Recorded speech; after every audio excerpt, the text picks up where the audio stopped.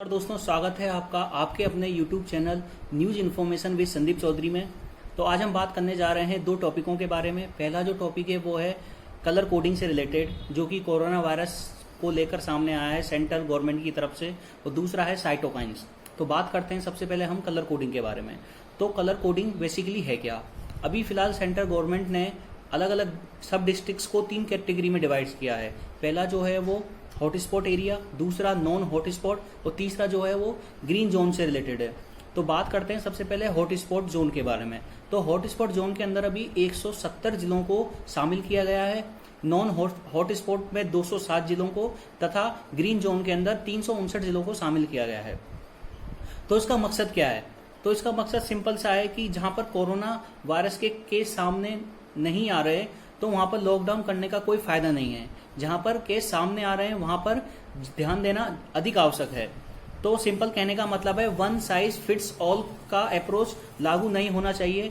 जहां पर केस सामने है वहां पर ज्यादा बेहतर तरीके से काम होना चाहिए। और क्राइटेरिया क्या है कि किसी जिले को पर्टिकुलर कैटेगरी में डालने के लिए भारत के अंदर जिस जिले ने 80% केस सामने आए हैं वहां पर उस एरिया को हॉटस्पॉट के अंदर शामिल किया गया है।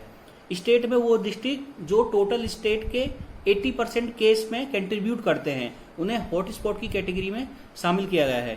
इसके अलावा किसी डिस्ट्रिक्ट में अगर यदि 6 से ज्यादा केस आते हैं तो उन्हें भी हॉटस्पॉट की कैटेगरी में डाला गया है। और अगर किसी हॉटस्पॉट डिस्ट्रिक्ट में 15 से ज्यादा केस रिपोर्ट आए हैं या सामने आए हैं तो उसको कोरोना वायरस को बोला गया है कि इसमें कोरोना वायरस का आउटब्रेक देखने को मिला है। तो इवन देखो डिस्ट्रिक्ट जहां पर केस को 4 दिन में डबल हो जाते हैं, वो आज किसी डिस्ट्रिक्ट में, मतलब सपोज करो किसी डिस्ट्रिक्ट में आज 4 केस हैं और 2-3 दिन बाद वहां पर 8 या 9 केस हो जाते हैं, तो उनको रेड जोन के अंदर, ये रेड जोन के अंदर शामिल कर दिया जाएगा उस डिस्ट्रिक्ट्स को। और आगे बात करते हैं हम कि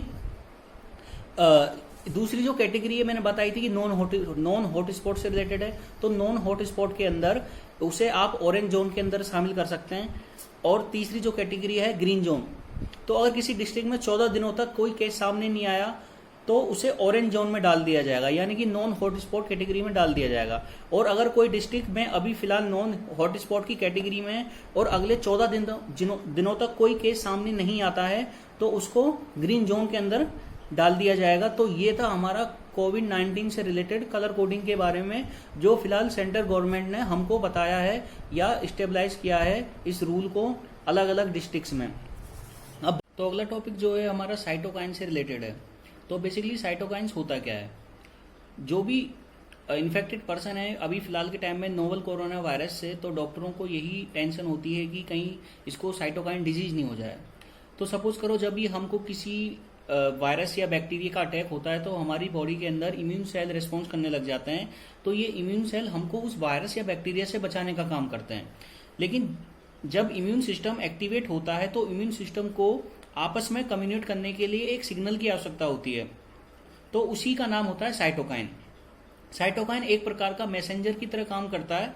दूसरे शब्दों में साइटोकाइन को हम एक्टिवेटर भी बोल सकते हैं। साइटोकाइन सिग्नल देते हैं और इम्यून सिस्टम को एक्टिवेट करने का काम करते हैं। आगे हम बात करते हैं साइटोकाइन्स की। तो ये पूरी प्रोसेस कैसे चलती है, इसको एक सिस्टमिक ढंग से हम समझते हैं।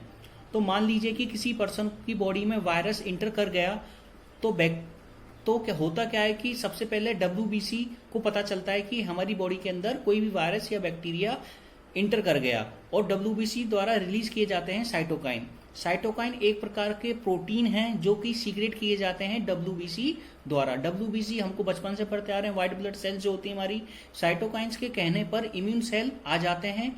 इनको हम T सेल भी बोलते हैं, जो रेस्पॉन्स करते हैं डैमेज सेल को ठीक करने में।